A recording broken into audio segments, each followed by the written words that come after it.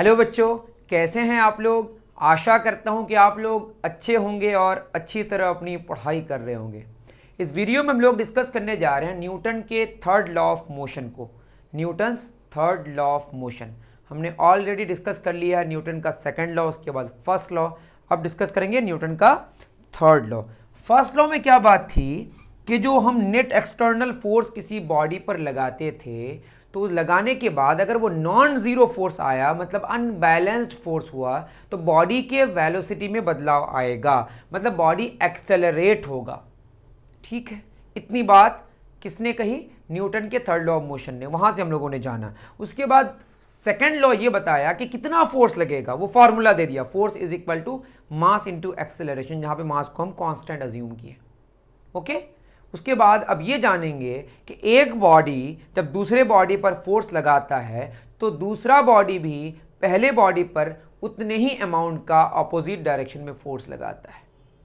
जैसे ये कलम की मैं बात करूं, अर्थ इसको अपनी तरफ, अपने सेंटर की तरफ वर्टिकली डाउनवर्ड अट्रैक्ट करती है। जिस फोर्स से अर्थ इस कलम को नीचे की तरफ अट्रैक्ट करती है, that is called weight of the body, या आप कहें gravitational force by the earth on this body. तो अर्थ अपनी तरफ इसको खींच रही है, जितने फोर्स से नीचे की तरफ, उतने ही फोर्स से ये मार्कर भी अर्थ को ऊपर की तरफ खींच रहा है। समझ गए? ये कौन कहता है? न्यूटन का थर्ड लॉ ऑफ मोशन। जितना एक्शन होगा उसके जस्ट ऑपोजिट डायरेक्शन में रिएक्शन होगा, सेम टाइम पे होगा। ऐसा नहीं कि एक्शन पहले रिएक्शन बाद में, एग्जैक्टली सेम टाइम पे होता है। जैसे मान लेते हैं, ऐसा ना करें आप, कि मैंने किसी को तमाचा मारा, तो मैं जोर से उसके गाल में जब मारा, तो मैंने जितने फोर्स से गाल में मारा जिस डायरेक्शन में, उसके अपोजिट डायरेक्शन में गाल ने भी मेरे हाथ पे मारा। मैं अगर नॉर्मल फोर्स लगाया तो गाल ने भी मेरे हाथ पर नॉर्मल फोर्स लगाया। मतलब जितना फोर्स एक ऑब्जेक्ट दूसरे ऑब्जेक्ट पर लगाता है, उसी नेचर का उसी टाइम पे ऑपोजिट डायरेक्शन में फोर्स लगाता है दूसरा वाला भी पहले पर।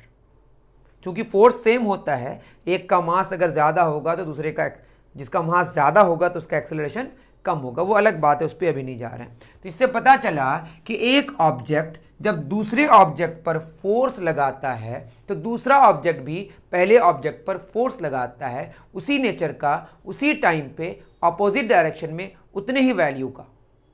इसको क्या कहते हैं? इसको हम लोग डिफाइन करते हैं इस तरीके से कि इन एनी इंटरेक्शन, मतलब जब भी इंटरेक्शन होगा, इंटरेक्शन का मतलब ये नहीं कि कांटेक्ट में आना जरूरी है। जैसे कलम और अर्थ के बीच जो फोर्स लग रहा है वो बिना कांटेक्ट का, ये नॉन कांटेक्ट फोर्स है। तो कांटेक्ट वाला इंटरेक्शन हो या कांटेक्ट के बिना इंटरेक्शन हो, बस दो बॉडीज के बीच फोर्स लगना चाहिए। फोर्स लगने का मतलब ही है कि दोनों इंटरेक्ट कर रहा है। इन एनी इंटरेक्शन, किसी भी तरह का इंटरेक्शन हो, चाहे वो कॉन्टैक्ट इंटरेक्शन हो या नॉन कॉन्टैक्ट इंटरेक्शन हो, बिटवीन टू बॉडीज, दो बॉडीज के बीच का किसी भी तरह का इंटरेक्शन हो, हाँ, फोर्स लगना चाहिए। The force applied by the first,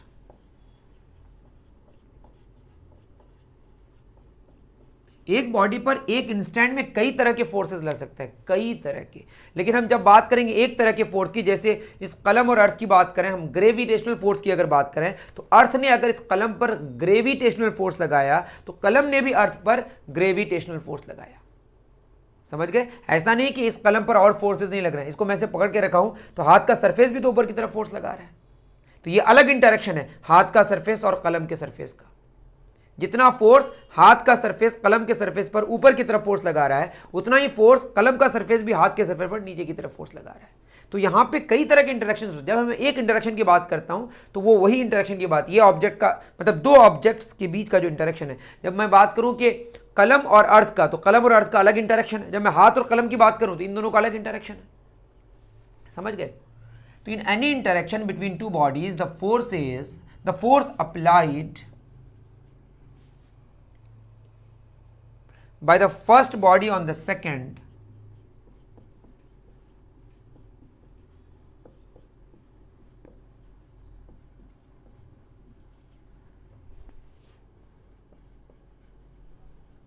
on the second is equal and opposite, equal होता है, ऑपोजिट होता है, एट द सेम टाइम होता है ना, to the force applied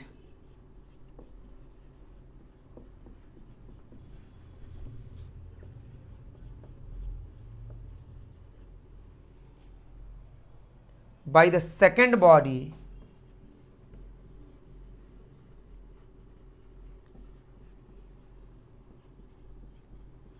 on the first। पहला बॉडी दूसरे बॉडी पर जितना फोर्स लगाता है उतना ही फोर्स उसके अपोजिट डायरेक्शन में दूसरा भी पहले पे लगाता है। This is called Newton's third law of motion. A ने बी पर लगाया, बी ने ए पर उसके जस्ट अपोजिट लगाया, उतने ही मैग्नीट्यूड का। ये जो दो पेयर्स हैं, मतलब इससे क्या पता चला कि जो फोर्सेस हैं वो हमेशा पेयर में होता है। ये उस पे लगाता है तो वो इस पे लगाता है। Forces always occur in pairs.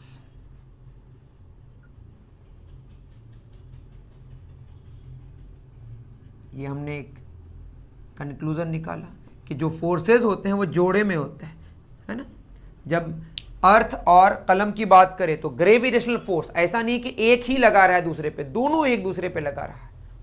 ये जो इक्वल और अपोजिट फोर्सेस हैं, दीज इक्वल बट ऑपोजिट या equal and opposite forces are known as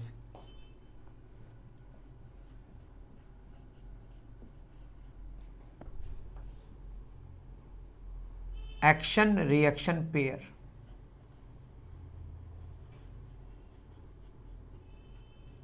ये मैं आर ठीक लगाया हूं ना।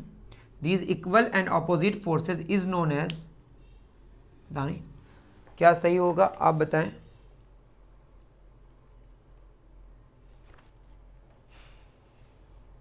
This pair of forces, better है दिस पेयर ऑफ फोर्सेस हम लिख देते हैं। This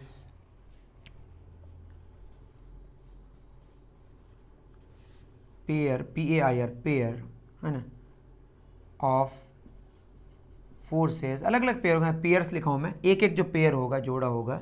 this pair of forces is known as action reaction pair. अब बताइए, जैसे ए ने बी पर फोर्स लगाया, उसको मैंने एक्शन बोला, तो बी भी ए पर उसी नेचर का, उसी टाइम पे उतने ही मैग्नीट्यूड का अपोजिट डायरेक्शन में फोर्स लगाएगा, जिसको हम रिएक्शन कहेंगे। अब यह जरूरी नहीं है कि पहला वाला दूसरे पर जो लगा रहा है वो एक्शन है। हम ये भी कह सकते हैं कि दूसरा वाला जो पहले पे लगा रहा है वो एक्शन है।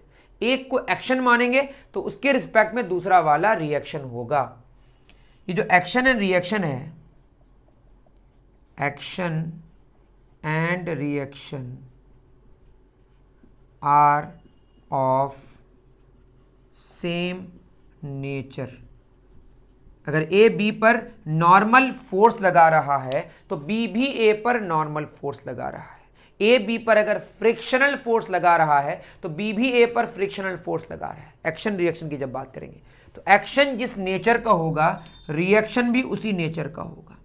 Action and reaction are at the same time. ये नहीं कि एक्शन पहले और रिएक्शन थोड़ी देर बाद हो रहा है, ऐसा बिल्कुल नहीं है, केमिस्ट्री नहीं है। अब ए किस पर लगा रहा है, बी पर, तो बी भी किस पर लगाएगा, ए पर, है ना। ऐसा नहीं है कि दोनों एक ही बॉडी पर लग रहा है। ए लगा रहा है बी वाले बॉडी पर, तो बी लगा रहा है ए वाले बॉडी पर। मतलब फोर्सेस जो लग रहे हैं दो अलग अलग बॉडीज पर लग रहा है और अलग अलग बॉडीज के द्वारा। तो action and reaction are on different bodies. Action और रिएक्शन एक ही बॉडी पे नहीं हो रहा है। ए बी पर लगा रहा है तो बी ए पर लगा रहा है। अर्थ कलम पे लगा रहा है तो कलम अर्थ पे लगा रहा है। समझ गए? और क्या होगा? और तो शायद कोई बात इसमें नहीं है। तो हम डिफाइन कर सकते हैं इससे कि जो एक्शन एंड रिएक्शन है, कह सकते हैं ना, एक्शन एंड रिएक्शन आर क्या हो जाएगा, ऑलवेज इक्वल एंड ऑपोजिट। ये भी डेफिनेशन हो सकता है न्यूटन के थर्ड लॉ का। और एक्शन और रिएक्शन क्या होता है, सेम टाइम पे होता है, दोनों डिफरेंट बॉडीज पर होता है, दोनों का नेचर सेम होता है। अब कुछ बात है कि बहुत तरह का ऐसा पेयर आपको मिलेगा जो इक्वल होगा, ऑपोजिट होगा, लेकिन वो एक्शन रिएक्शन नहीं होगा। Any pair of equal and opposite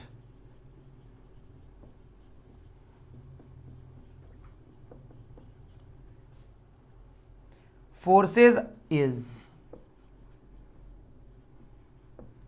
not action reaction pair। यहां पे एक आप डैश दे दें। मतलब ये कहना चाह रहा है कि कुछ सिचुएशंस आएंगे जो आपको कंफ्यूजन में डाल सकता है। जैसे मैं एक किताब को रखा बेंच पे, है ना, इस किताब का मास मान लेते हैं m है, अर्थ इसको नीचे की तरफ एक फोर्स लगा रहा है mg, जिसको हम वेट कहते हैं। तो ये जो सरफेस है इस किताब पर ऊपर की तरफ फोर्स लगा रहा है, जिसको हम बोलते हैं नॉर्मल फोर्स। क्या बोलते हैं, नॉर्मल फोर्स। इस केस में अगर ये रेस्ट में था बॉडी और रेस्ट में है, मतलब बैलेंस्ड है पूरा बॉडी, तो n किसके बराबर होगा, mg के बराबर। n और mg एक दूसरे के अपोजिट है, लेकिन दोनों ही फोर्स, n भी लग रहा है m मास के बॉडी पर और mg भी लग रहा है m मास के बॉडी पर, और mg force non contact force है और नॉर्मल फोर्स कांटेक्ट फोर्स है। नेचर अलग है, दोनों सेम बॉडी पे लग रहा है, लेकिन एक ही बात है कि इक्वल बट ऑपोजिट है। इसका मतलब n एंड mg दिखने में तो लग रहा है कि एक्शन रिएक्शन है, लेकिन ये दोनों चूंकि एक ही बॉडी पर अलग अलग नेचर है, एक बॉडी पर लग रहा है, एक प्रॉब्लम है, दूसरा प्रॉब्लम है, अलग अलग नेचर है, जो कि हो नहीं सकता एक्शन रिएक्शन में। तो n एंड mg दिखने में तो लग रहा है एक्शन रिएक्शन, बट है नहीं, आर नॉट, है ना। n and mg does not make action reaction pair, जो भी डू नॉट मेक, ये जो है ना, ये दोनों क्या नहीं है, एक्शन रिएक्शन पेयर नहीं है। ओके, तो ये कंफ्यूजन है जो आपका दूर हो जाना चाहिए। ओके, अब बात करते हैं हम लोग कि जो एक्शन रिएक्शन है, जैसे अर्थ और कलम की बात करें तो अर्थ ने जितना फोर्स कलम पर लगाया, मान लेते हैं कि E stands for earth and Q stands for pen, Q से कलम, है ना, चलिए P स्टैंड्स फॉर पेन मान लेते हैं। तो force applied, force on pen by earth, यहां लिखा हुआ है फोर्स, कौन सा force, gravitational force on P by earth, और force on earth by pen, ये दोनों एक दूसरे के बराबर होगा मैग्नीट्यूड वाइज, डायरेक्शन एक दूसरे के अपोजिट होगा। मैं मैग्नीट्यूड लिया हूं बस, यहां क्या है, force on earth by pen, कौन सा वाला, ग्रेविटेशनल वाला, दोनों एक दूसरे के ऑपोजिट है, मैं बस मैग्नीट्यूड लिया हूं। फॉर्मूला क्या होगा, फोर्स लग किस पर रहा है, पेन पर, तो पेन का मास गुना एक्सेलरेशन किसका, पेन का, यहां किस पर लग रहा है, अर्थ का, तो मास ऑफ अर्थ गुना एक्सेलरेशन ऑफ अर्थ। पेन लगा रहा है, जिस पर लग रहा है उसका मास लेंगे, उसका एक्सेलरेशन लेंगे। अब बताइए ये दोनों बराबर है, मास और एक्सेलरेशन का जो प्रोडक्ट है वो दोनों साइड बराबर है। दैट मीन्स, अब बताइए मास ऑफ पेन क्या है, काफ़ी कम है, तो एक्सेलरेशन ऑफ पेन क्या होगा, काफ़ी ज़्यादा होगा। होता भी है, ये एक्सेलरेशन अप्रॉक्सीमेटली कितना आता है, 9.8 मीटर पर सेकंड स्क्वायर, मतलब पेन का एक्सेलरेशन काफ़ी ज़्यादा है चूंकि मास कम है। यहाँ पे देखिए मास ऑफ अर्थ काफ़ी ज़्यादा है, तो एक्सेलरेशन ऑफ अर्थ कुछ ज़्यादा ही कम है, इतना कम है कि अप्रॉक्सीमेटली 0 है। तो अर्थ एक्सेलरेट क्यों नहीं हो पा रहा है, यहाँ अलग बात है कि जितना फोर्स अर्थ लगा रहा है पेन पे, उतना ही फोर्स पेन भी अर्थ पर लगा रहा है। तो अर्थ का एक्सेलरेशन पेन की वजह से नहीं होने की वजह है कि अर्थ का मास पेन के मास के रिस्पेक्ट में काफ़ी ज़्यादा है। हाँ, अगर दोनों का मास सेम होता तो कट के दोनों का एक्सेलरेशन सेम होता, लेकिन ऐसा तो नहीं है। दोनों का मास अलग अलग है, अलग अलग मास का अलग अलग एक्सेलरेशन होगा, क्योंकि दोनों का प्रोडक्ट कांस्टेंट है ना। जिसका मास कम उसका एक्सेलरेशन ज़्यादा, जिसका मास ज़्यादा उसका एक्सेलरेशन कम। ओके, अब कुछ बातें हैं जो आपको मैं कहानियों के तौर पर सुनाऊंगा और आपको सुनना है ना। पेज नंबर 52 में अगर आप देखें एस सी वर्मा सर की किताब में, तो लिखा है more examples of Newton's third law. कुछ एग्जाम्पल्स लिए हैं, नंबरिंग किया हुआ फर्स्ट, सेकेंड, थर्ड, है ना। इसमें पहला लिया है, let us come back to the example of cricket player catching a ball. मतलब इसमें बात हो रही है कि जब बात होती है क्रिकेट की, तो फील्डर क्या करता है, जब बॉल को कैच करता है तो कैच करते वक्त अपने हाथ को पीछे कर लेता है। What is the reason behind it? देखिए, जब बॉल आया तो बॉल की कुछ वेलोसिटी होगी, कुछ स्पीड होगी। जब वो रोकेगा तो उसकी वेलोसिटी को ज़ीरो करना होगा। तो अब बताइए, वेलोसिटी कुछ थी और ज़ीरो करना है, तो वेलोसिटी का चेंज कुछ होगा, है ना। अब वेलोसिटी का चेंज, हमारा जो फार्मूला है फोर्स का, वो क्या फार्मूला है, मास इनटू एक्सेलरेशन। एक्सेलरेशन में क्या होता है, change in velocity by time taken. Velocity का चेंज तो कोई दिक्कत की बात नहीं है। हम लोग क्या करते हैं, हाथ को पीछे करके टाइम के इंटरवल को बढ़ा देते हैं, जिससे फोर्स कम हो जाता है। मतलब जो फोर्स हम लगाएंगे किस पर, बॉल पर, वो कम हो जाएगा टाइम को ज़्यादा करने की वजह से। तो बॉल जो हम पर फोर्स लगाएगा वो भी कम हो जाएगा। न्यूटन का थर्ड लॉ। आई थिंक आपको बात समझ आई होगी। सेकंड है, take a small magnet and small iron nail. तो हमारे मैग्नेट है और आयरन नेल है। तो मैग्नेट को और आयरन को अगर देखा जाए, अगर स्मूथ सरफेस में रखा जाए, फ्रिक्शन लगभग जीरो हो नहीं सकता, ऐसा मान लेते हैं, तो आयरन अट्रैक्ट हो जाता है मैग्नेट की तरफ। क्यों? सेम, आयरन का मास कम है तो उसका एक्सेलरेशन ज़्यादा है, फोर्स दोनों एक दूसरे पे सेम लगा रहा है। उसी तरह से जब हम लोग वॉक करते हैं, चलते हैं, तो ज़मीन को पुश किधर करते हैं, पीछे की तरफ। तो हम लोग पीछे की तरफ पुश करने की वजह से हम आगे जाते हैं। तो पीछे पुश करने की वजह से, अगर पीछे पुश करते और कोई रोकता नहीं तो हम पीछे चले जाते। तो ज़मीन को हमने किधर पुश किया, पीछे की तरफ। तो ज़मीन ने हमें किधर पुश किया, आगे की तरफ। एक्शन रिएक्शन, मतलब ज़मीन का पुश, मतलब जो फ्रिक्शन है वो आगे की तरफ लग रहा है जिधर हम चल रहे हैं। ये बहुत इंपॉर्टेंट बात है। उसी तरह गन और बुलेट की अगर बात करें, गन के अंदर जो बुलेट होता है, जो गन का सिस्टम है, वो बुलेट को आगे की तरफ फोर्स लगा रहा है। तो जितना फोर्स गन ने बुलेट पर लगाया, उतना ही फोर्स बुलेट भी गन पर लगाया है। हाँ ठीक है, बुलेट का मास कम है तो उसका एक्सेलरेशन ज़्यादा है, लेकिन बुलेट भी तो गन पर लगाएगा फोर्स, तो कुछ तो एक्सेलरेशन क्रिएट होगा, जिसकी वजह से एक झटका हमें महसूस भी होता है। समझ गए? और जिस वेलोसिटी से वो पीछे जाने की कोशिश करता है, कौन, गन, उसको बोलता है रिक्वायर्ड वेलोसिटी। ओके। उसी तरह जेट प्लेन की बात करें, रॉकेट्स की बात करें, तो फ्यूल जलने के बाद वो किधर की तरफ जाता है, पीछे की तरफ धुआं उसका। तो जितना फोर्स प्लेन के द्वारा पीछे की तरफ फोर्स धुआं या फ्यूल पे लग रहा है, तो फ्यूल भी या धुआं उस पर अपोजिट डायरेक्शन में फोर्स लगा रहा है, जिससे जेट एयरप्लेन आगे भागता है। टग ऑफ वार की कहानी आप अच्छे से पढ़िएगा तो बहुत मस्त कहानी है, समझ सकते हैं वहाँ से। समझ गए? तो ये कहानी है किसकी, more examples of Newton's third law. एक बार टाइम देखते हैं क्या और पढ़ाना मुनासिब होगा।